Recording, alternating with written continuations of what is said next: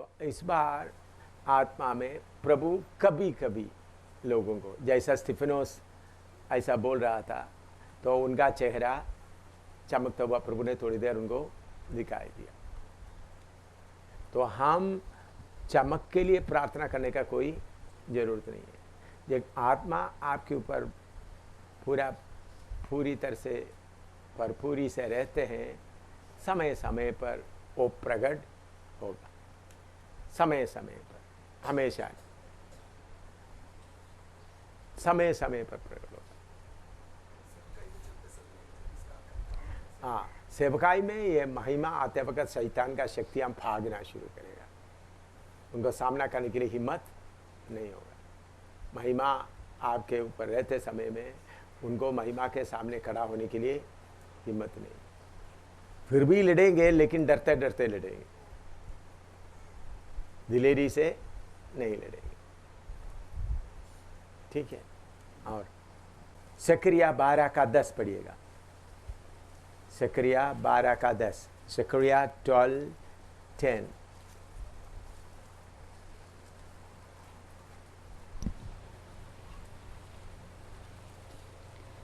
मैं दाऊद के घराने और यरूशलेम के निवासियों पर अपना अनुग्रह करने वाली और प्रार्थना सिखाने वाली आत्मा उंडेलूंगा। अनुग्रह का आत्मा है ना, अनुग्रह का आत्मा या स्पिरिट ऑफ ग्रेस। 17 है स्पिरिट ऑफ ग्रेस।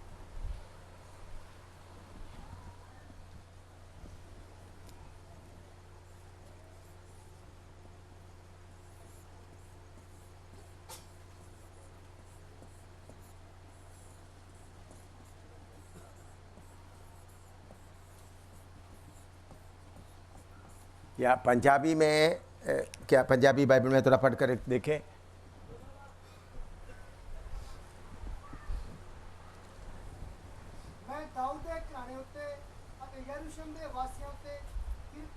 हाँ, कृपा, वही शब्द मैं ढूंढ रहा था। अनुग्रह, हिंदी में अनुग्रह, कृपा, स्पिरिट ऑफ ग्रेस लिखो, कृपा का आत्मा। ये इस घटना को मैं आपको बताता हूँ उधर, ताकि इसका बैकग्राउंड आपको मालूम हो जाए। इस्राएली लोग आज तक प्रभु यीशु मसीह को मसीहा के तौर पर स्वीकार नहीं किया। विरोधी मसीह आएगा, यीशु मसीह का कलीसिया इस संसार से उठा लिया जाने के बाद, तो विरोधी मसीह को उन लोग सोचेगा यही है मसीहा, क्योंकि विरोधी मसीह आकर मंदिर बनाने के लिए, बाकी बातों के लिए उनको अनुमति देगा और मददगार के तौर पर प्रकट होगा। लेकिन ऐसा चलते चलते 3.5 साल के बाद विरोधी मसीह अपना सही रूप प्रकट करेगा। शैतान पूरा जोर से उनके ऊपर आकर वास करेगा।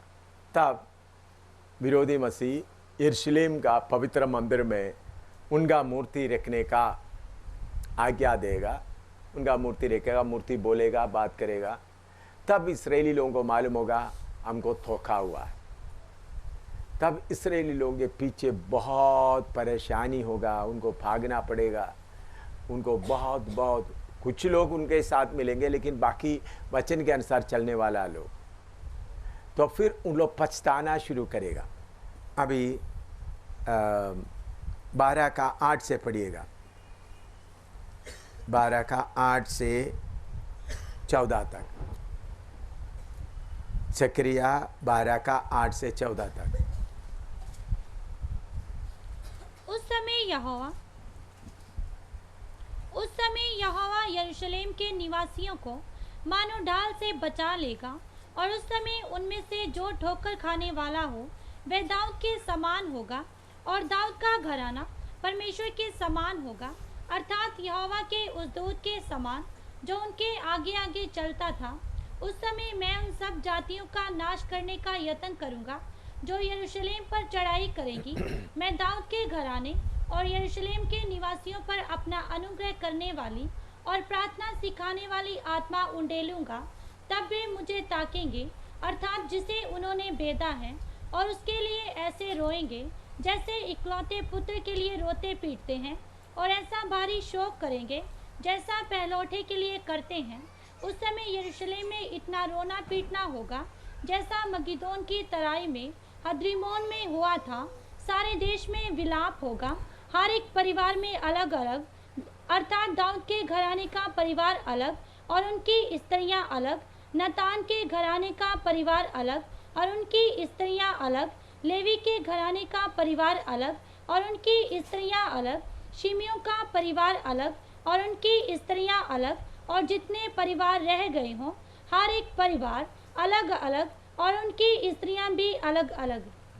इधर में जब उन लोग पश्चाताप करना शुरू करेंगे, आपस में प्रभु अनुग्रह का आत्मा उंडेलेगा। अनुग्रह या कृपा, इसका मतलब क्या है? अनुग्रह पाके, कृपा पाके हम दूसरों को माफ करने का,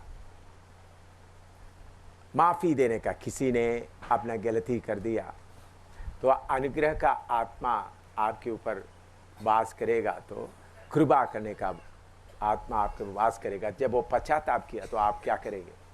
माफ करेंगे। तो इस्राएली लोगों में अनुग्रह का आत्मा उंडेल करके आपस का झगड़ा भी क्या होगा? पूरा एक दूसरे, एक शरीर जैसा बनेगा। उन लोग पड़ोसियों के पास जाकर बोलेगा मेरा गलती माफ़ करो, मेरा गलती माफ़ करो। परमेश्वर से भी सीधा होगा, दूसरे से। तो अनुग्रह की आत्मा आएगा तो एक दूसरे का गलती माफ़ करेगा, एक दूसरे से माफ़ी मांगेगा। पूरा एक शरीर, एक मन का हालत आएगा। आप देखे होंगे जब अच्छा बेदारी होता है, प्रभु की आत्मा जोर से काम करते हुए तो लोग उठकर दूसरे से क्या करता है? माफ़ी मांगते हैं, रोते रोते। तब किसी को ज़बरदस्ती कराना नहीं पड़ता, बल्कि अपने आप, मैंने गलती कर दिया, मेरे से गलती हो गया, मैंने ऐसा किया है, मैंने ऐसा कितने समय में देखा। अनुग्रह की आत्मा कार्य करते समय में छुपे हुए गलती भी लोग आकर मान लेता है। इधर देखो, सब इधर देखो।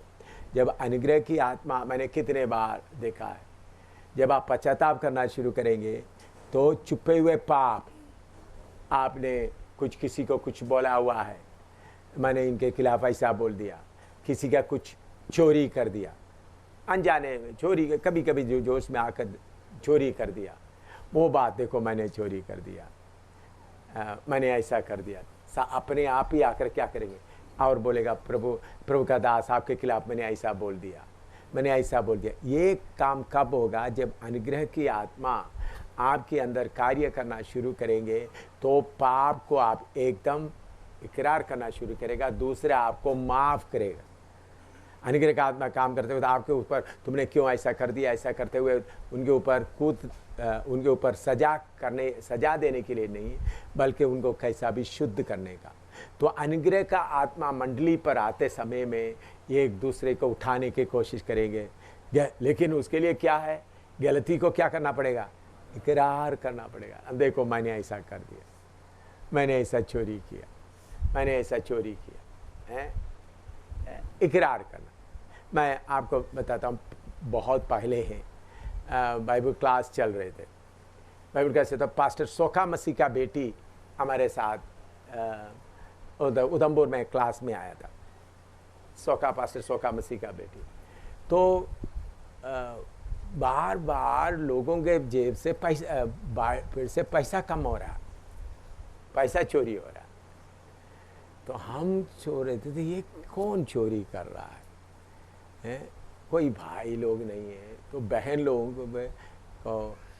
तो फिर मैंने 2-3 बार पूछा, कोई पैसा लिया, कोई नहीं मान रहा, कोई नहीं मान रहा। तो मैंने बोला अभी क्या करूं?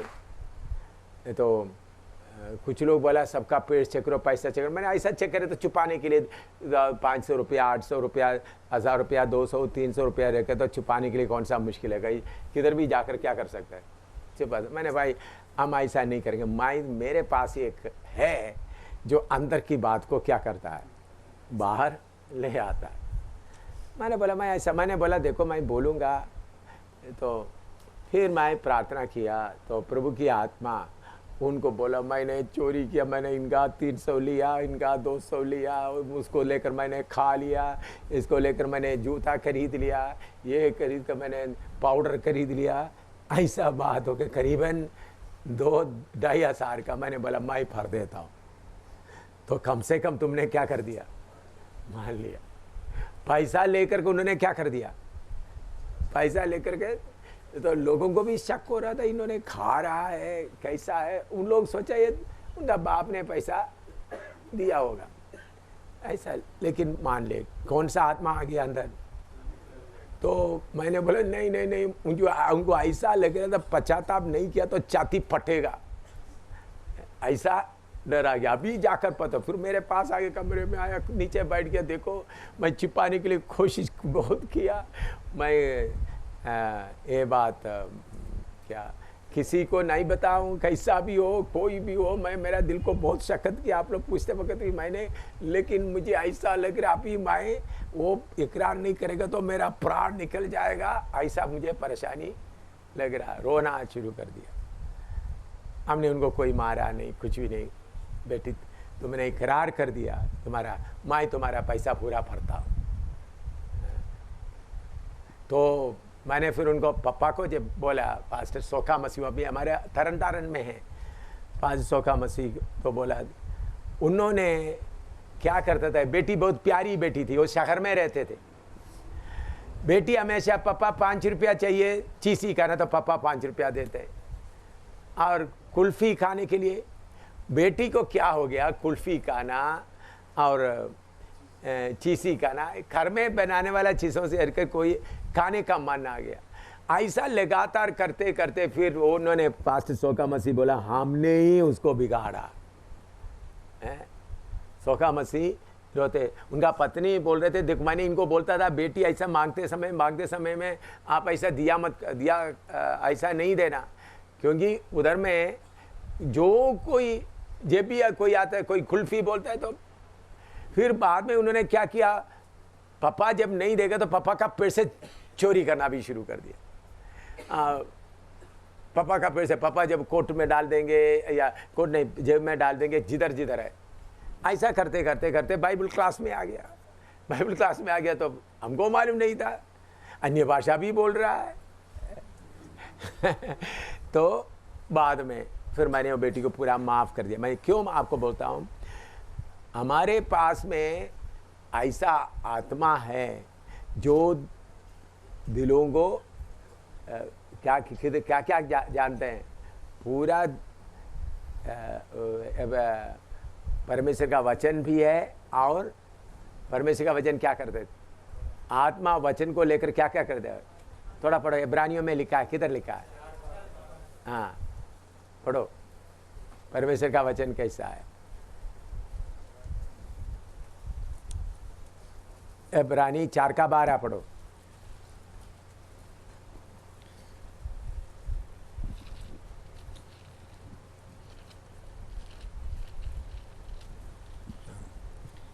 क्योंकि परमेश्वर का वचन जीवित और प्रबल, वचन जीवित और प्रबल और हर एक 2-धारी तलवार से भी बहुत चोखा है। हाँ। और प्राण और आत्मा को और गांठ और गूदे को अलग करके आर पार छेदता है और मन की भावनाओं और विचारों को जांचता है। हाँ, मन की भावनाओं।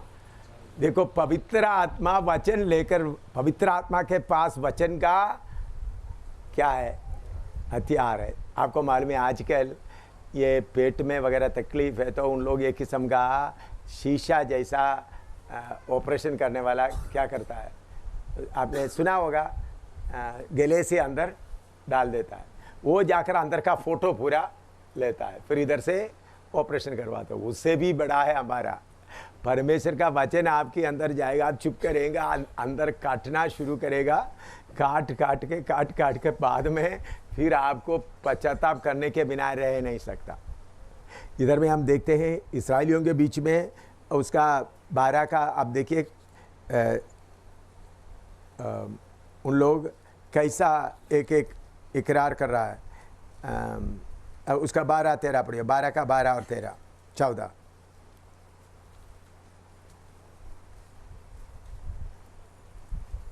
जकरिया 12 का 10 से पढ़ो, 10 से 14 तक। लोग कैसा रोएंगे? मैं दाऊद के घराने और यरूशलेम के निवासियों पर अपना अनुग्रह करने वाली और प्रार्थना सिखाने वाली आत्मा उंडेलूंगा, तब वे मुझे ताकेंगे, अर्थात जिसे उन्होंने बेधा है, और उसके लिए ऐसे रोएंगे जैसे इकलौते पुत्र के लिए रोते पीटते हैं। देखो, पहले उन लोग गलती को क्या नहीं करता था, यीशु मसीह को सूली पर लटकाए वो बात को मानता है, लेकिन अनुग्रह का आत्मा आ गया तो उन्होंने क्या करना शुरू किया? रोना शुरू कर दिया। अनुग्रह का आत्मा का, आप लोग सोचते हैं अनुग्रह का आत्मा का मतलब कूदेंगे, नहीं भाई, अनुग्रह का आत्मा आएगा तो पश्चाताप आएंगे। हाँ,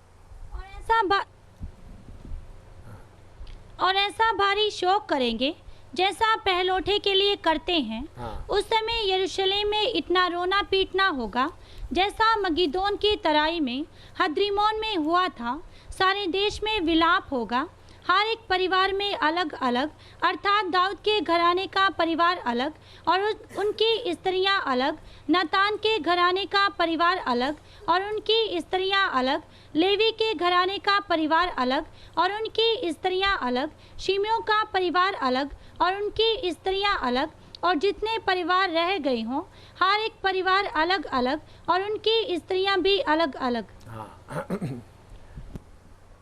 देखो, इसके साथ साथ मैं आप पास्टर लोगों को अपना बच्चों को पालन करते समय में एक बात आप स्ट्रिक्टली पक्का शक्ति से करना है, आपका बच्चों को बिगाड़ना नहीं।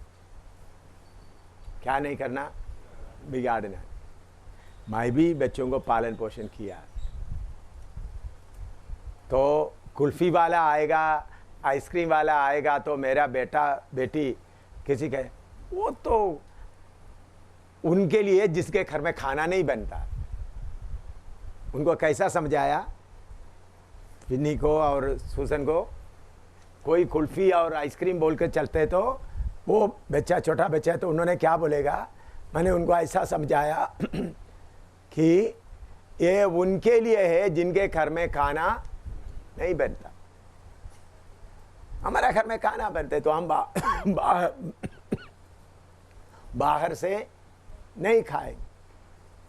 अगर आपका बच्चों को आप बाहर से खाने का आदत डाल दिया, बाद में जब शादी करके भेज दिया, या बेटा है तो शादी कर दिया तो भी आपने पूरा समोसा और आइसक्रीम वगैरह अपने ही खाएगा, पत्नी को कुछ भी नहीं देगा। पत्नी भी जो कुछ पैसा मिलेगा इधर उधर से घर का खाने के लिए उनको क्या नहीं होगा, मन नहीं होगा। इसलिए इस खाने के बारे में बच्चों को, माँ क्या करते हैं, बच्चा रो रहे हैं, 10 रुपया ले लो, चीज़ ही खरीद लो, ताकि माँ को क्या कर रहे हैं, ऐसा करने से आप बच्चों को बर्बाद करता है। बच्चों को यह सिखाना, बाहर का खाना हमारे शरीर के लिए अच्छा नहीं है, दुकान का खाना हमारा शरीर के लिए अच्छा नहीं है। जिनके घर में खाना नहीं बनता, अगर किसी टाइम में आपको लाना तो अच्छा होटल में अच्छी तरह जाकर के सफाई से बैठ कर, बाकी इधर उधर से बच्चों को ऐसा पैसा देने से बच्चा बहुत बिगड़ जाएगा, फिर चोरी करना शुरू करेगा, फिर उनको अपने आप को कंट्रोल करना मुश्किल होगा। इसलिए बच्चों के साथ मैं, आप फिन्नी और सुसन से पूछ सकता है, अभी तो बड़े हो गए तो अभी हज़ारों रुपया उनके हाथ में देते, लेकिन जब तक वो 16-17 साल का होता है 1 रुपया भी नहीं देता। जेब खर्च का सवाल ही नहीं होता। क्या है? जेब खर्च का सवाल क्यों? जेब खर्च क्यों देना? सब लोग बच्चे को जेब खर्च दे, जेब खर्च दे के बच्चा कोई भी खरीद कर खा, 1 रुपया भी फीस का ठीक पैसा देगा। कोई किताब खरीदने था हिसाब करके, उनको यह कानून था कोई किताब हम लोग खरीद के लाएंगे, नहीं तो किताब खरीद कर लाकर इतना रुपया का था किताब, बाकी 5 पैसा है तो वापस लाकर देना, ताकि बच्चों के पास 1 नया पैसा भी ना रहे। अभी आप लोग क्या हो, तो हमारा बच्चे के पास देखो 100 रुपया 200 रुपया बने रहते, आपका अमीरी दिखा, बाद में आप उनको सुअर बना देते हैं, उनका आदत नहीं बनता। प्रभु का वचन में लिखा है, नीति वचन में लड़का बचपन में ही उनका आदत को बनाओ ताकि बुढ़े होने पर भी वो आदत को क्या नहीं करेगा, भूलेगा। हम लोग भी शहर के पास रहते तो लोग आइसक्रीम लेते, ये तो ये हम नहीं खाते, हम विन्नी और सुसन क्या बोले, ये तो हम नहीं खाते। गोलगप्पा लेकर बैठेगा, नहीं हम ये चीज नहीं खाते, हमारा घर में जो खाना बनते, ये तो देखो कितना मक्खी इसके ऊपर बैठा हुआ। ऐसा उनको बच्चों को सिखाने से फिर बच्चों को क्या नहीं होगा, बच्चों को बोलना है बाहर के चीज तुम्हारे लिए अच्छा नहीं है। कितना बहुत सचमुच में आप बोलो बाहर का चीज अच्छा है, आपका तबीयत को खराब करते। बच्चों को ऐसा बाहर की चीजें खेलने के लिए माँ सोचेगी वो बच्चा बैठ कर रोने का बंद करे, चलो 5 रुपया ले जाओ।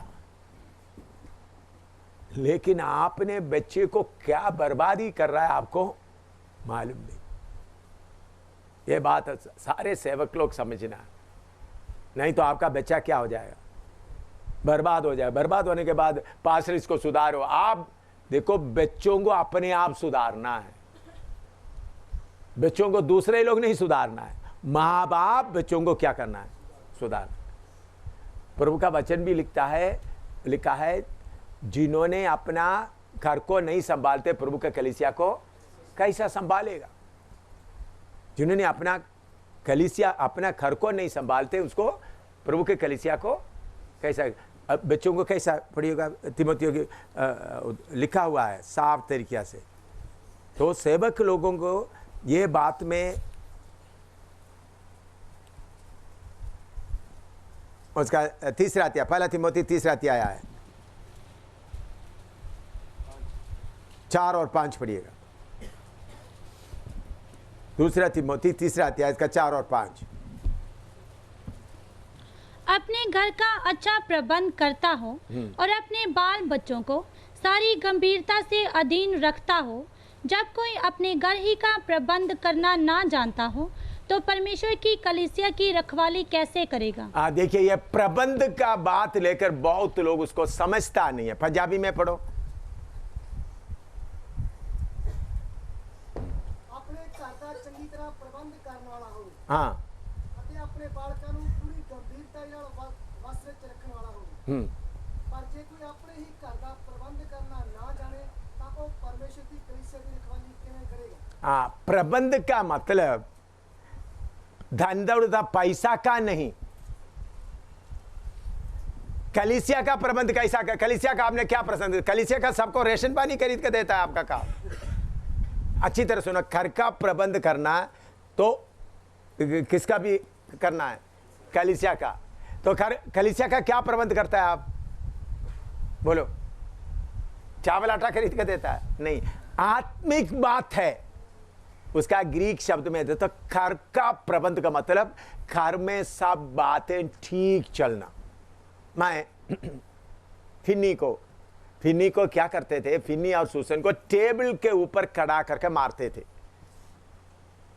टेबल के ऊपर खड़ा कर, टेबल के ऊपर खड़ा करना और उनको बोलना कान ऐसा पकड़ना दोनों, क्योंकि मारते समय में उनका हाथ नीचे आकर इधर मांस में अच्छी तरह मारते। टेबल के ऊपर क्यों खड़ा करके मारते थे, दाहिने बाएं रहने वाला लोग बच्चे मारते वक्त बच्चा क्या करते थे, भागते थे,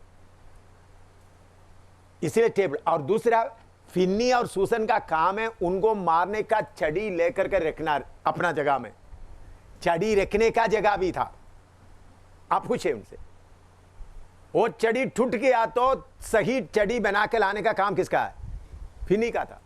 उधर में छड़ी रखने का जगह, उधर में मैं छड़ी इधर उधर मैं हाथ से नहीं मारता था, छड़ी लेकर के अच्छी तरह छड़ी लेकर के इधर टेबल के ऊपर खड़ा होकर गलती कर दिया तो फिन्नी से पूछना कितना मार खाया है, सूसन से भी पूछे, कान इधर पड़ते ना। तो एक बार मैं तो मारते वक्त उनका मम्मी आया, देखो इतना जोर से मारो, उनको भी 3-4 लगा दिया। अम्मी को भी इधर में साड़ी इस तरह करके अच्छी तरह लगाया। मैंने बोला तुमको 3-4 दिन अम्मी को लेटना मुश्किल हो गया। किधर में लगा दिया, इधर में ये जो जगह में अच्छी तरह, ताकि लेट। मैंने बोला तुमको याद रहना, मैं बच्चे को सजा देते वक्त तुम बीच में नहीं आना। उसके बाद नहीं बोली, इतना जोर से मार। एक बार फिन्नी पड़ोसी के साथ, लड़के के साथ विश्वासी है, उनके लड़के के साथ में कोई झगड़ा हुआ तो वो सामुएल, उसका नाम सामुएल है, वो फिनी को धक्का दे दिया, वो नीचे गिर गया तो फिनी इतना मुंह क्या हो गया, सूझ गया। सूझ कर पापा देखो वो सामुएल मुझे धक्का दे के इतना होगा। बेटा ये मैंने देखा, दो बेटा ये छड़ी छोटा है जो रखा है, इसे थोड़ा मोटा छड़ी ले आओ। फिनी सोचा किसको मार पड़ेंगे अभी, सामुएल को मार, वो नजदीकी में घर में है, 20-25 हमारा प्रार्थना बन गया नजदीक, आप अभी भी जाकर देखेगा तो दिखाई देगा। फिनी एक अच्छा छड़ी लेके आया, चलो भाई बेटा चलते, उनके घर में जाता है। उनके घर में बड़ा फिनी बड़ा खुशी से आ रहा है, अभी सामुएल को क्या मिलेगा, छड़ी मिला। उधर जाकर उनका पापा मम्मी भी उधर है। मैंने बोला तू पास्टर का लड़का होकर इधर में आकर क्यों खेलने आया, लगाया 3-4 उधर। उनका पापा मम्मी आकर देखो गलती मेरा बेटा किया है, तुम आप उनको क्यों मार रहे हैं। मैंने बोला आपका बेटा ठीक है, ये पास्टर का बेटा है। क्या है, ये पास्टर का बेटा है। तो इनको इसलिए फिनी को मालूम हो गया मैं पास्टर का बेटा है तो भी बाकी लोग मारेगा तो भी मुझे क्या मिलेगा, मार मिलेगा। इसलिए वो दोनों आज किस में हैं, प्रभु की सेवा, प्रभु का नाम ऊंचा कर रहा है। अभी देखो आप इसके साथ में नीति वचन का, क्योंकि ये बात अनुग्रह का बात आते समय में ये बात आप लोग अच्छी तरह समझने के लिए पवित्र आत्मा मुझे बताता है। नीति वचन में आइएगा,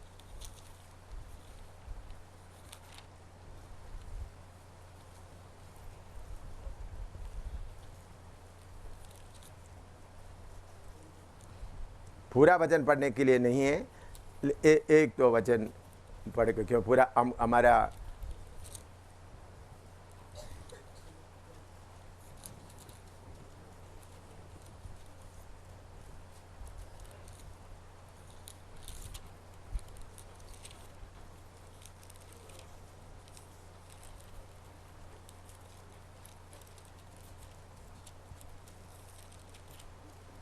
आ, 29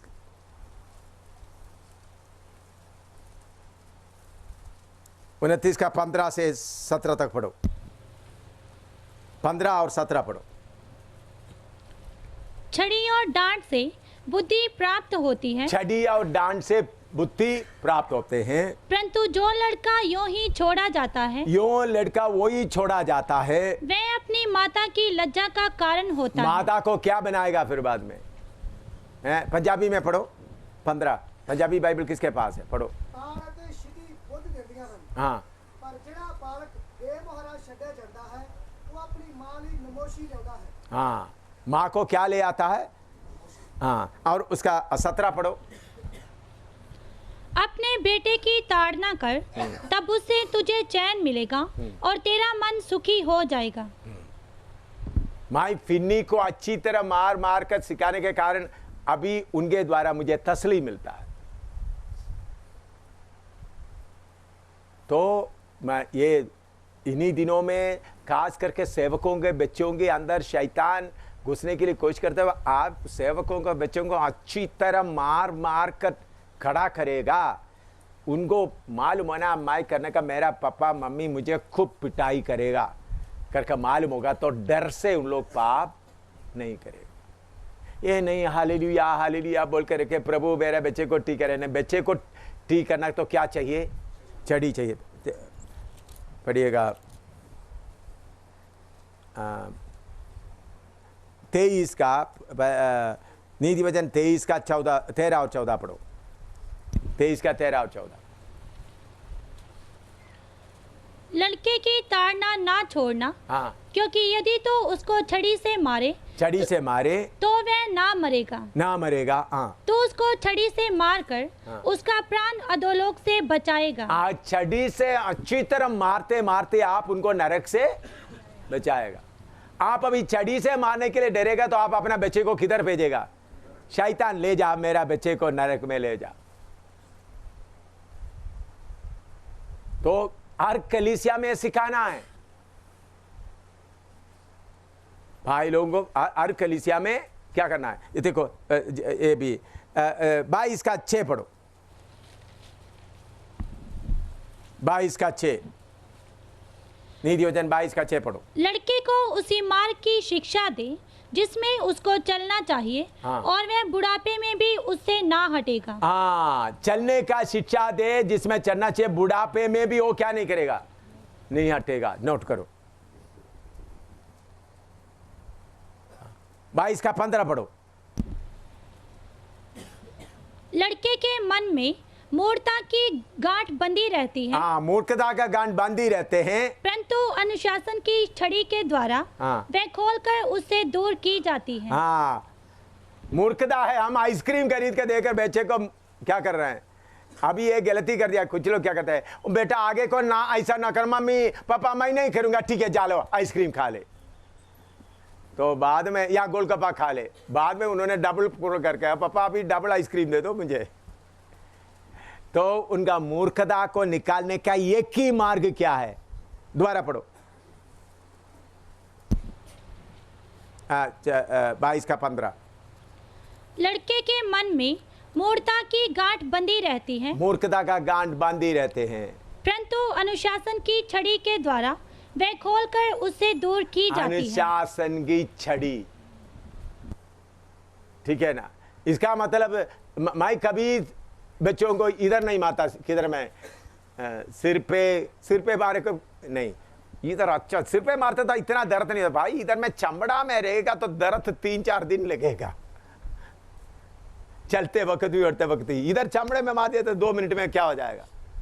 इधर में मांस के जगह में मारना, अच्छी तरह मांस के जगह में अच्छी तरह मारना।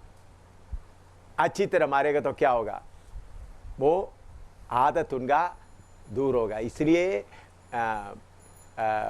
हम प्रभु के कदमों पर, हम अपना बच्चों को पालते समय में बच्चों को प्रभु के कदमों पर बिठाना है, बच्चों को प्रभु के लिए तैयार करना है। तो बच्चों को क्या करना है, अच्छी तरह छड़ी लगाकर। अमेरिका में ये भी बात बता, अमेरिका में लुसियाना में बड़ा मीटिंग चल रहा था, तो उधर का पास्टर का बेटा कुछ गड़बड़ कर दिया, तो पास्टर उन्होंने डांटा, मारा नहीं। वो बेटा जाकर पुलिस स्टेशन में रिपोर्ट कर दिया। अमेरिका में ऐसा है, पुलिस ने रिपोर्ट कर दिया। तो पुलिस बोला पास्टर को तुम क्या करना, पुलिस स्टेशन में आना, तुम्हारा बेटा तुम्हारे बारे में कंप्लेन किया। ये बात वीरवार को हुआ, तो पास्टर बोला मेरा बेटा जाकर कंप्लेन कर दिया, तो इसलिए मैंने वीरवार रात को बोला फ्राइडे आफ्टरनून एक स्पेशल प्रोग्राम है, ऑडिटोरियम बड़ा हजारों लोग हैं, वो खास करके फैमिली बच्चों के साथ आना, स्पेशल बच्चों के लिए स्पेशल प्रोग्राम, अच्छे चीज आपको देंगे, I give you good things. लोग सोचा बड़ा आइसक्रीम बड़ा बहुत होगा, अच्छे चीज का डिस्ट्रीब्यूशन होगा। तो नॉर्मल मॉर्निंग बाइबल क्लास था, दोपहर को पूरा ऑडिटोरियम भर गया। मैं आकर देखा तो ऑडिटोरियम, तो मैंने ये नीति वचन का शुरू कर दिया। पूरा शुरू करने के बाद मैं बोलूँगा बच्चों को, बोलो पापा मुझे मारो, नरक में मत छोड़ो। उधर में अमेरिका में अपना बच्चों को मारने के लिए सब क्या होते थे, डरते थे। तो एक एक मैंने बोला बच्चों को, बोला अपना पापा मम्मी को बोलो, नरक में जाने के लिए कौन चाहता है, कोई नहीं। ये पूरा पढ़ा दिया, तुम्हारे अंदर का मूर्खता दूर करने के लिए क्या चाहिए, छड़ी चाहिए। मारने से तुम मरेगा नहीं, बल्कि तुम उनका प्राण को तुमको। और कितने बच्चे नरक में नहीं जाना चाहते, सब हाथ खड़ा किया। तो पूरा अपना मुंह में हाथ रखो, अपना पापा मम्मा को देख करके बोलो पापा मम्मी मुझे खूब मारो, नरक में मत भेजो, मुझे बचाओ। आपको मालूम है माँ बाप सब रोना शुरू कर दिया। हम अभी तक वचन का नमूना नहीं किया, इसलिए हमको ये बर्बादी हुआ। फिर उसके बाद 1 साल के बाद बोला पास्टर आपने जो इंजेक्शन दिया है, हमारा घरों में बच्चा अभी भी वो हाथ मुंह करके बोलता है मुंह में हाथ रख करके बोलता है मारो नरक में मत। बोलता है हमारा 95 प्रॉब्लम खत्म हो गया, बच्चा सब अधीन में रह रहा है। तो इसलिए मेरे प्यारो, प्रभु का वचन सही है। बच्चे गलती करते हैं अच्छी तरह मारे उधर में वो मांस में क्या है, निशान पड़े, हड्डियों में कुछ नहीं है ना, मांस में निशान पड़े। हाँ, गुस्सा से इधर मार दिया, लात मार दिया, वो बच्चे दो ये क्या है, उनको कोई दर्द नहीं रहेगा। मांस में मारे 3 दिन तक उसको बस मेरा मम्मी का मारने का निशान है, पप्पा ने मुझे मारा है, मैंने झूठ बोला था, मैंने झगड़ा किया था, मैंने पापा का जेब से पैसा निकाल दिया था, इसलिए मुझे मिल गया। ये बातें रहेगा तो फिर उन लोग पूरा डिसिप्लिन में आएंगे।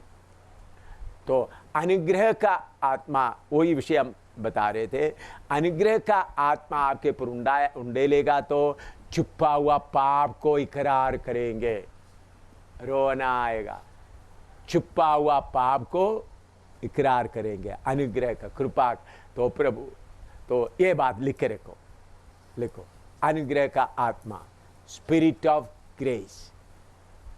आप शायद इसको उल्टा सोचते होंगे, स्पिरिट ऑफ ग्रेस का मतलब ज्यादा कृपा मिलेगा, नहीं, कृपा आकर मुझे माफी मिलेगा, तो स्पिरिट ऑफ ग्रेस आएगा, तो अपना अपना गलती इकरार करने का मन आएगा, अपना अपना गलती इकरार करे।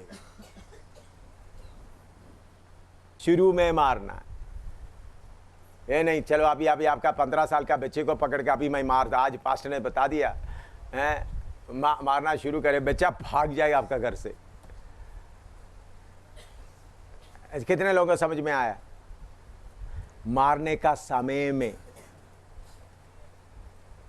उसके उम्र में, तो उम्र आने के बाद आप मारा, तो उम्र आने के बाद थोड़ा सा बड़ा हो गया, फिर मारा, तो बड़ा होने के बाद उनका अंदर का शैतान को प्यार से समझा करके निकाल दो। उनके अंदर में शैतान घुस गया, शायद आपने ही खुद उसको बिठाया है, तो फिर आपको उसको कीमत देकर क्या करना पड़ेगा, निकालना पड़ेगा। छोटे बच्चों को ही मारना, बड़े बच्चों को क्या नहीं करना, 14-15 साल के बाद बच्चों को नहीं मारना। बच्चे 2 साल में ही आपको मारना शुरू कर सकता है, लेकिन 2 साल मारते समय ज़्यादा जोर से नहीं, छोटा छड़ी लेना। क्या झाड़ू का आपने देखा ना, जो झाड़ू का छोटा होता है ना, हाँ, मैं उससे मारते थे जब फिर 2 साल के होते तो झाड़ू का निकाल कर तैयार रखते, उससे मारते, तो सबसे उनको मालूम हो गया पापा मुझे मारेगा। लेकिन उम्र थोड़ा सा आने के बाद फिर अभी आप ये प्रोग्राम जाकर 15 साल के 14-15 साल के बच्चों के ऊपर करेगा, तो कल आपको घर में नहीं मिलेगा, वो कहीं इधर उधर में चोरी करके इधर उधर घूमते हुए बाद में पुलिस थाने में मिलेगा आपको। बच्चे को किधर मिलेगा, इधर उधर कहीं नहीं मिलेगा, तो पुलिस थाने में अंदर पुलिस का मार खा के अंदर बैठे हुए होंगे। समझिए कब मारना, कितने लोग ये बात समझ में आया? ये नहीं था कि आप दवाई गलत तरीके से जाकर दे देगा तो फिर पास्टर ने, आपने बोलेगा पास्टर आपने पढ़ाया, मैंने जाकर लड़ना शुरू कर दिया, अभी मेरा बच्चा पूरा पुलिस थाने में, पुलिस भी खूब उनको मार रहा है। हाँ, बच्चों का दवाई अलग है, शाबाश, बच्चों का दवाई। मैं एक पास्टर का बेटे का बात बताता हूँ। पास्टर का बेटा केरला में एक बहुत बड़ा पास्टर है, अमेरिका में बड़ा सेवा कर रहा है। मैं केरला में नीलीमला उधर में नेल्लाड में सेवा कर रहे थे, तो उनका माँ उनको लेके आया, पापा उस वक्त अमेरिका न्यूयॉर्क में है, लड़के को करीब 14-15 साल है, उनको लेके आए तो पास्टर इनके लिए थोड़ा प्रार्थना करो ताकि सीधा हो जाए। मैं ऐसा बोलते समय प्रार्थना करता, ऐसा होता है पतनमतिट्टा का पुलिस इंस्पेक्टर जीप भरकर 5-6 पुलिस और इंस्पेक्टर आ गया। हाँ यार, ये लड़का किसका है? माद। अच्छा, उनको पकड़ा क्योंकि उन्होंने कुछ बाहर में कुछ गलत काम किया था। तो वो लड़का बोल रहे थे अगर मेरे पास चाकू होता तो तुम सबों का, पुलिस को बोलते तुम्हारा सिर काट कर मैं, मेरा अल्सेशन कुत्ता है, उनका स्पेशल कुत्ता है, 4 कुत्ता है, उनको मैं देना है। क्या बोल रहा है? पुलिस को देखा, बोल रहा तुम्हारा सिर को काट कर मैं किसको दे देना? उनको अल्सेशन कुत्ता इधर भी है ना, हाँ, बड़ा कुत्ता है, बहुत अमीर पास्ट, बहुत अमीर। मेरे सामने उनका मम्मी के सामने इतना मारा, पुलिस छोड़ेगा तुम्हारा सिर करके, इतना मार के जीप में डाल दिया। तो फिर पास्टर का पत्नी को बोलता है तुम्हारा बच्चों को बर्बाद करने वाला तू ही है। माँ को बोलकर, किसको बोल रहा है? पास्टर का पत्नी। फिर पुलिस पतंतर में लेगा, फान में लटका दिया, फान के ऊपर लटका दिया, मरता रहा, बेहोश होने के बाद भी छोड़ा नहीं। मैं जब आते हो तो बोला जेल से हम निकालेंगे। पास्टर का लड़का किधर? पास्टर के लड़के को मिलने के लिए किधर जाना? पुलिस थाने। क्यों हुआ? पास्टर साइकिल खरीद के दे दिया, बाकी चीज खरीद दिया। बेटा जो कुछ, बेटा बोलता कुत्ता चाहिए, अच्छा बेटा कुत्ता ले लो, 1 लिया, 2 लिया, 3 4 कुत्ता, जो पापा बेटा बोलते देता रहा। क्योंकि वो पास्टर, मैंने बाद में बोला था, हमने ये सोचा हम तो बहुत भूखे रहे, कष्ट में रहे, हमारा बच्चे को ऐसा हालत ना हो, हम प्रभु की सेवा में आए, भूखे रहे, कष्ट में रहे। मैंने बोला यही तुम्हारा बर्बादी है। तो आप लोग अपना सेवा करने वाला, आप हम लोग भूखा रहे तो आपका बच्चा भी भूखा रहकर सीखेगा, तो प्रभु उनको मिलेगा। नहीं तो आपका बच्चे के लिए आप जायदाद बना कर देंगे तो आपका बच्चा नरक की आग में पड़ा। पापा मम्मी आपने जो जायदाद बना कर दिया ना, जो मकान बना कर दिया, जो जायदाद बना कर दिया, वही मुझे किधर लेके आए? नरक की आग में लेके आए। तो इसलिए मैं आपसे विनती करता हूं, इन बातों को अच्छी तरह समझते हुए, इन बातों को, इस वचन को, इन बातों को अच्छी तरह समझते हुए अपना बच्चों को क्या करें? अच्छी तरह संभाले। नहीं तो बहुत तेरा बच्चा बिगड़ा हुआ हालत में, हर कलीसिया में, हर एल्डर ये बात कलीसिया में सिखाए, ये नीति वचन का वचन लेकर घर को कैसा संभालना है, बच्चों को कैसे संभालना है, तो हर एक माँ बाप को अच्छी तरह समझाए। और पास्टर लोग भी अपना, और कुछ पास्टर लोग क्या करेंगे, मैंने एक पास्टर को एक थप्पड़ लगा रहा था, किधर में था, इधर में बैठा हुआ कोई है, हाँ, पास्टर चंद्रपाल को अभी पिछले दिनों में दिल्ली में क्या कर रहा था, आराम से बैठे था, गीत गाते वक्त बच्चे को किधर रखा है, बच्चे का इस गोद में रखा, पास ऐसा वहीं लगाओ ना, पकड़ के ऐसा पकड़ा सब लोगों के सामने। अभी दिल्ली में जब गया, वो देखा हुआ कोई है इधर में? मुझे आपने देखा? हाँ, इन्होंने देखा। मैंने बोला तुम पास्टर हो क्या, बच्चे की इस गोद में? मैंने बोला लगाऊंगा। मैंने पहले भी कुछ पास्टरों को लगाया। आराधना करते वक्त बच्चा आपका नजदीक में नहीं आना। आप किसका आराधना कर रहा है? राजाओं का राजा, प्रभुओं का प्रभु की आराधना कर रहे थे। बच्चे को डिसिप्लिन अपने जगह में बैठे रहना, यानी बच्चा घर में आराधना के जगह में बच्चे को लेकर क्या नहीं करना। ये कितने सेवकों को मालूम हो गया?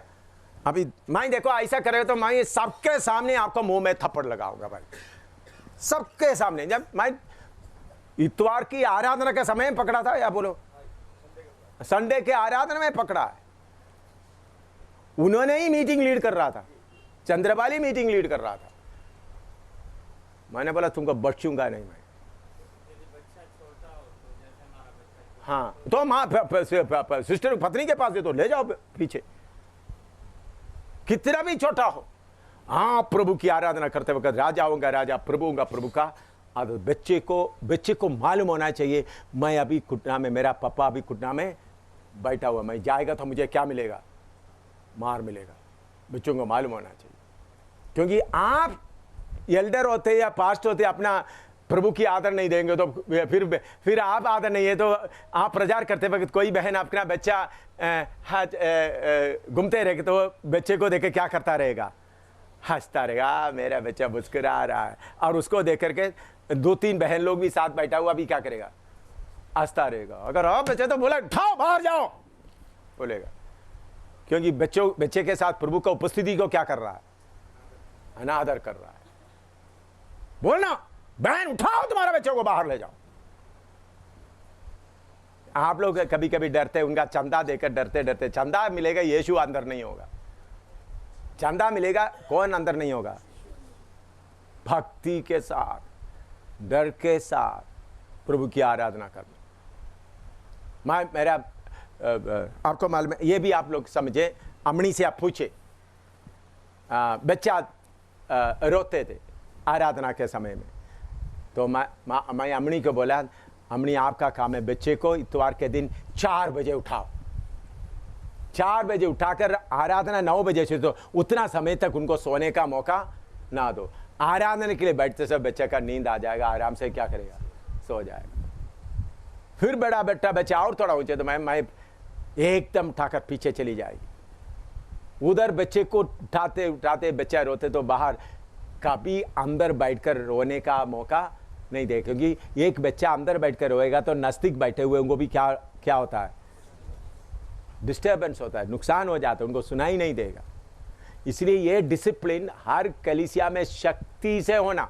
मैं देखो, अगर मैं आकर आप पास्टर को, मैं सीधा जोर से सबके सामने लगाऊंगा जी, सबके सामने जोर से लगाएगा, क्योंकि आपको प्रभु का उपस्थिति का आदर करने का मन नहीं है, तो मैं आपको करके दिखाऊंगा कैसा आदर देता। अच्छा थप्पड़ लगाकर। यीशु मसीह क्या किया मंदिर में जाकर, हाँ देखो मैं इस बार मारने से मैं दूसरे बार देखा, देखो मंदिर को आप लोग ऐसा नहीं करना भाइयों, थोड़ा सा उठा हुआ, मैं भी आपको मदद करता हूँ। ऐसा किया, खोड़े लगाया, खोड़े लगाकर लगाना शुरू किया, अच्छी तरह लगाना शुरू कर दिया, पूरा तोड़ बाड़ कर दिया, क्योंकि तुम मेरा घर को क्या किया। हाँ, इसलिए प्रभु की आराधना के समय में बच्चों को लकीर में खड़ा करने के लिए सीखना। आप प्रभु की आराधना को अनादर करने नहीं देना, कितना भी बड़ा नहीं तो बच्चे लोग कभी कुछ माँ बाप क्या है, बच्चों को खाने के लिए कुछ लेकर लाकर बैठ जाएगा आराधना, उनको बोलना ले जाकर बाहर खिलाओ, अंदर में ये खाने का जगह नहीं है। तुमको बच्चे को बिस्किट खिलाना तो ले जाओ बाहर, आप बच्चे को बिस्किट खिलाएगा, आपका बच्चे को खिलाए, दूसरे माँ के पास भी बच्चे मुझे भी दे, बीमारी शुरू होता नहीं होता। तो शक्ति से बोलना बे अभी बिस्किट खिलाने का जगह नहीं है, ये बाहर ले जाओ, बाहर ले जाकर बिस्किट खिला के लेके आओ। इसी तरह अच्छी तरह से डिसिप्लिन में आना, क्योंकि प्रभु का कलीसिया क्या है समझते हुए। तो पश्चाताप की विषय है, पश्चाताप से अनुग्रह का अनुग्रह आएगा तो पाप को क्या करेंगे, इकरार करेंगे। इस्राएल लोग के ऊपर अनुग्रह का आत्मा आया, उन लोग आपस में, हम पढ़ते वक्त दोबारा ज़करिया 12 में आएगा। आइए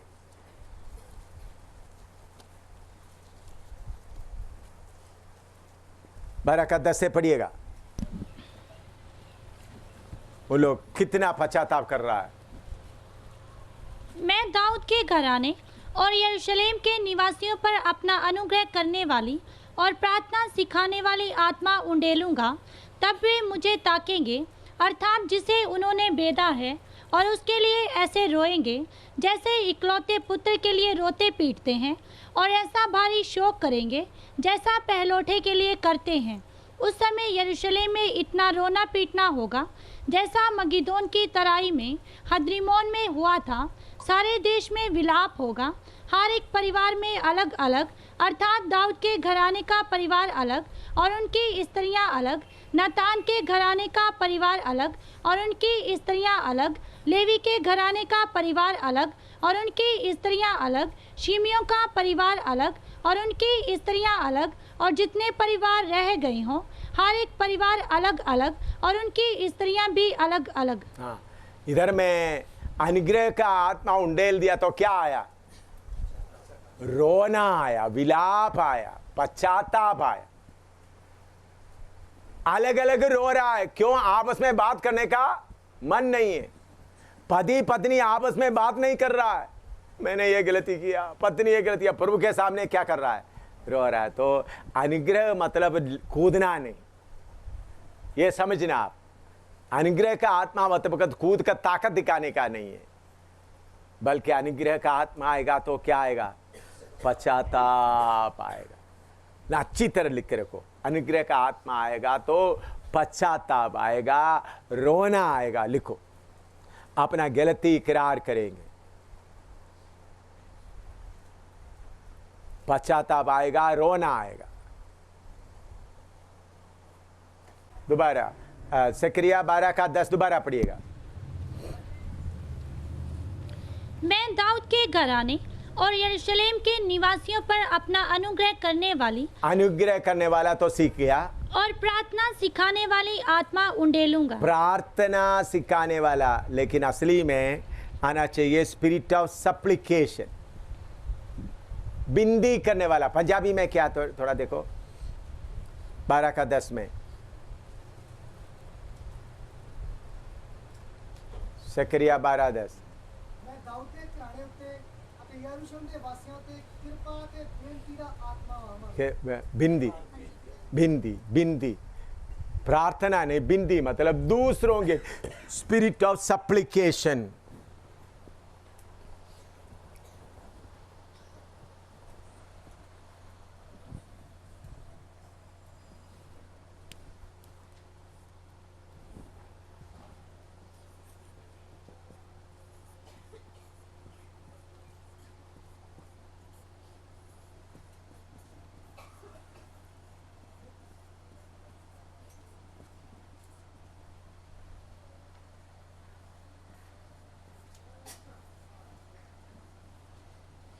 स्पिरिट ऑफ सप्लिकेशन,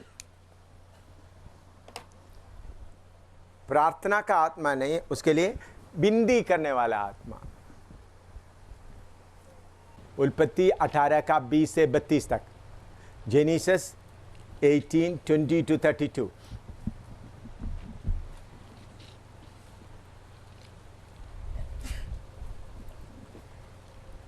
फिर यहोवा ने कहा, सदोम और अमोरा की चिल्लाहट बढ़ गई है और उनका पाप बहुत भारी हो गया है, इसलिए मैं उतर कर देखूंगा कि उसकी जैसी चिल्लाहट मेरे कान तक पहुंची है, उन्होंने ठीक वैसा ही काम किया है कि नहीं, और ना किया हो तो मैं उसे जान लूँगा। तब वे पुरुष वहाँ से मुड़ के सदोम की ओर जाने लगे, पर अब्राहम यहोवा के आगे खड़ा रह गया। तब अब्राहम उसके समीप जाकर कहने लगा, अब्राहम परमेश्वर के समीप में जाकर कहने लगा, क्या तू सचमुच दुष्ट के संग धर्मी का भी नाश करेगा? क्या तुम सचमुच दुष्ट के साथ धर्मी का भी नाश करेगा? कदाचित उस नगर में 50 धर्मी हो, तो क्या तू सचमुच उस स्थान को नष्ट करेगा? सोदोम गोमोरा को नाश करने में अगर उधर में 50 धर्मी हो, क्या आप उसको नाश करेगा? और उन 50 धर्मियों के कारण जो उसमें हो ना छोड़ेगा। इस प्रकार का काम करना तुझसे दूर रहे कि दुष्ट के संग धर्मी को भी मार डाले। हे प्रभु, दुष्ट के साथ धर्मी को भी आप मार नहीं डालना। हाँ। और धर्मी और दुष्ट दोनों की एक ही दशा हो, ये तुझसे दूर रहे। क्या सारी पृथ्वी का न्याय ना करे? हाँ। यहोवा ने कहा, यदि मुझे सदोम में 50 धर्मी मिले, अगर सदोम में 50 धर्मी मिले, तो उनके कारण उस सारे स्थान को छोड़ूंगा। हाँ। फिर अब्राहम ने कहा, हे प्रभु सुन, मैं तो मिट्टी और राख हूँ, तो भी मैंने इतनी ढिठाई की कि तुझसे बातें करूं। कदाचित उन 50 धर्मियों में 5 घट जाएं, 5 घट जाएं, तो क्या तू 5 ही के घटने के कारण उस सारे नगर का नाश करेगा? हाँ। उसने कहा, यदि मुझे उसमें 45 पे मिले तो भी उसका नाश ना करूंगा। 45 तो मिलेगा तो उसको नाश नहीं करूंगा। हाँ। फिर उसने उससे यह भी कहा, कदाचित वहाँ 40 मिले। उसने कहा, तो मैं 40 के कारण भी ऐसा ना करूंगा। फिर उसने कहा, हे प्रभु क्रोध न कर, तो मैं कुछ और कहूँ, कदाचित वहाँ 30 मिले। उसने कहा, यदि मुझे वहाँ 30 भी मिले तो भी ऐसा ना करूंगा। हाँ, 45 से 40 आ गया, 40 से अभी 30 आ गया। हाँ। फिर उसने कहा, हे प्रभु सुन, मैंने इतनी ढिठाई तो की है कि तुझसे बातें करूं, कदाचित उसमें 20 मिले। 20 मिले। हाँ। उसने कहा, मैं 20 के कारण भी उसका नाश ना करूंगा। हाँ। फिर उसने कहा, हे प्रभु क्रोध न कर, मैं एक ही बार और कहूँगा, कदाचित उसमें 10 मिले। 10 मिले। उसने कहा, तो मैं 10 के कारण भी उसका नाश ना करूंगा। हाँ। देखो किसर बिंदी कितने से शुरू करना शुरू किया? 50 से। प्रभु आप उस शहर को नाश नहीं करना। 50 से फिर क्या है? 45, फिर 40, फिर 30, फिर 20, फिर 10। अगर अब्राहम और एक बार प्रभु 5 बोले तो प्रभु माने तो सोदोम गोमोरा क्या नहीं होना था? नाश नहीं होना, क्योंकि उधर में कितने लोग थे? 5 लोग थे। 4 लोग थे। 5 से करने के बाद तो प्रभु का धन्यवाद हो। अगर ऐसा थोड़ा करते आने से क्या होना था, लेकिन मैं क्यों इधर में बात बताता हूँ, लेकिन प्रभु ऐसा होने नहीं दिया। तो हमारा बिंदी से लोगों का क्या होता है, बचाव होता है। आप एक एक शहर के लिए बिंदी करने वाला बनना है। हिंदुस्तान में हर जगह में इतना, पंजाब में आपको मालूम है उग्रवादी लोग ज़्यादा बढ़ गए थे। हम प्रार्थना सभाएं जगह जगह जगह जगह जगह जगह चल चल कर प्रार्थना शुरू किया। जगह जगह जगह प्रार्थना शुरू करते करते करते करते उग्रवाद का शक्तियों को हमने प्रभु की कृपा से तोड़ने के लिए प्रभु ने कृपा दिया। मैं पंजाब में ज़्यादा सेवा मैं उग्रवादियों के समय में किया था। उग्रवादी का काम खत्म होने के बाद पंजाब में कभी साल में एक बार अभी आते हैं, नहीं तो उग्रवाद के समय में बाकी सेवक लोग भी सेवा कन्वेंशन वगैरह नहीं करते थे ना। हमने क्या लगातार लगातार चलो ये उग्रवादियों के सर किधर में हर शहर, लुधियाना, फिरोजपुर, पंजाब, किधर किधर किधर मौका मिलता था, बार बार जाकर प्रोग्राम करते रहते थे ताकि पंजाब में उग्रवादियों का प्रभु उग्रवादियों से बचाए। हमको ऐसा लड़ने के लिए मौका प्रभु देता है। तो शहरों के लिए हम विनती करना। लिखो निर्गमन 32 का 31 से लेकर 33 तक। निर्गमन 32 का 31 से 33 तक। Exodus 32, 31 to 33।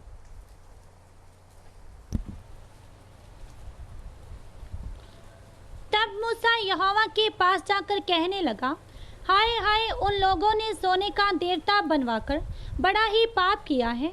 तो भी अब तो उनका पाप क्षमा कर, नहीं तो अपनी लिखी हुई पुस्तक में से मेरे नाम को काट दे। यहोवा ने मूसा से कहा, जिसने मेरे विरुद्ध पाप किया है उसी का नाम मैं अपनी पुस्तक में से काट दूंगा। अब तो जाकर उन लोगों को उस स्थान में ले चल जिसकी चर्चा मैंने तुझसे की थी। देख, मेरा दूत तेरे आगे आगे चलेगा, परंतु जिस दिन मैं दंड देने लगूंगा उस दिन उनको इस पाप का भी दंड दूंगा। अतः यहोवा ने उन लोगों पर विपत्ति डाली, क्योंकि हारून के बनाए हुए बछड़े को उन्हीं ने बनवाया था। हाँ, इधर में मूसा इस्राएल के लिए परमेश्वर के सामने क्या कर रहा है, विनती कर रहा है। मूसा प्रभु से बोल रहा है, प्रभु अगर आप उनका पाप को क्षमा ना करते तो मेरा नाम आपके किताब से मिटा दे। सारे इस्राएल के लिए बोझ के साथ प्रार्थना कर रहा है। हम सेवक लोग दूसरों का पाप को अपने ऊपर उठाने वाला बनना है। दूसरों का पाप को, मेरे जीवन में मैं कितने सेवकों का पाप अपने ऊपर उठाया। सेवकों का, विश्वासी के तौर पर रहते वक्त कितना विश्वासियों को उठाया, उसके बाद कितने सेवकों का पाप मेरे ऊपर उठाया। 1 नहीं, 2 नहीं, 10 नहीं। मैं प्रभु के सामने, प्रभु ये सेवक ने ये गलती किया, ये सेवक ने पाप किया, आप उनको सजा देगा तो फिर वो कभी सेवा में नहीं रहेगा। पिता उनका हिसाब मुझ पर डाल। मेरे शरीर में भी कितना बीमारी भी सहना पड़ा, कितना। अभी आखिरी में हुआ है विकास के लिए इतना मैंने, प्रभु विकास को माफ कर दे। फिर मेरा मुंह इतना सूज गया, नेपाल में पूरा मैं सूचा हुआ, बहुत कष्ट की हालत में था, बहुत परेशानी की हालत में था। ऐसे कितने बार हुआ। हम दूसरों को प्यार करते तो उनका पाप को आप क्या करेंगे। अभी मैं बहुत लोगों को पाप उठाने के लिए प्रभु ने मुझे कृपा दिया। मैं फिर रोते पर बीच में खड़ा रहता हूँ, प्रभु उनका पाप उनसे मत पूछ। उन्होंने तो आपके सामने खड़ा होने का हिम्मत भी उनको दे। प्रभु उनको सजा देना, तो मैं आपके बीच में खड़ा हूँ। मेरा वफादारी को देखो कितने बार। लिखो